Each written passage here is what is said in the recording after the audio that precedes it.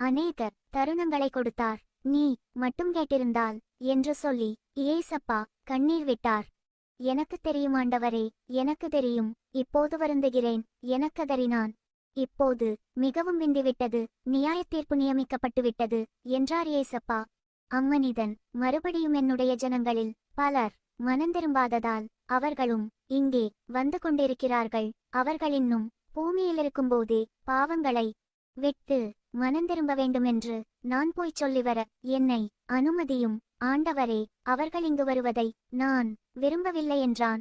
அதற்கு இயேசப்பா, நற்செய்தி ஊழியத்தைச் செய்கிற பிரசங்கிமார்களும் போதகர்களும் மூப்பர்களும் அவர்களுக்கு உண்டு. அவர்கள் அவர்களுக்குச் சொல்லுவார்கள், என்னை பற்றி அறிந்து கொள்ள நவீன தொடர்பு சாதனங்களும் மற்றும் பல வழிகளும் உள்ளன. அவர்கள் விசுவாசித்து இரட்சிக்கப்படும்படியாய் ஊழியக்காரர்களை நான் அனுப்பினேன். சுவிசேஷத்தை கேட்டு அவர்கள் விசுவாசியாவிட்டால் மரித்தோரில் ஒருவன் எழுந்து போனாலும் அவர்களை நம்ப வைக்க முடியாது என்றார்.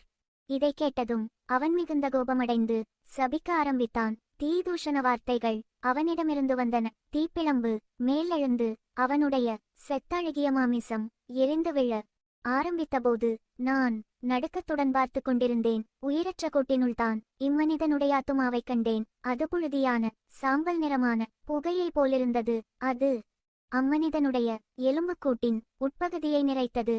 நான் இயேசப்பாவின் பக்கம் திரும்பி, இயேசப்பா, எவ்வளவு பயங்கரமாயுள்ளது என்றேன். அதற்கு இயேசப்பா, நரகம் என்பது உண்மை, நியாயத்தீர்ப்பு என்பது நிச்சயம். நான் மக்களை மிகவும் நேசிக்கிறேன். மகளே, உனக்கு காட்டிருக்கிற பயங்கரமான காரியங்களின் தொடக்கம்தான் இது. இன்னும் நிறையுள்ளது.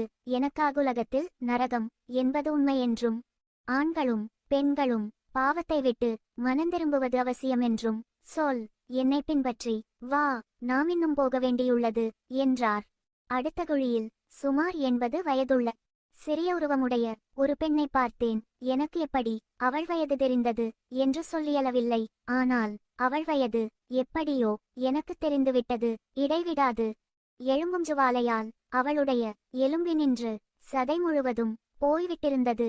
புழுதியான புகைப்படிந்த ஆத்துமாவை உள்ளடக்கிய எலும்புகள் மட்டுமே இருந்தன. தீ அவளை எரித்த போது நான் கவனித்துக் கொண்டிருந்தேன். சிறிது நேரத்துக்கெல்லாம் வெறுமெலும்பும் அதை துளைத்துக் கொண்டிருந்த தீயால் சாகாத புழுக்களும் மட்டுமே இருந்தன.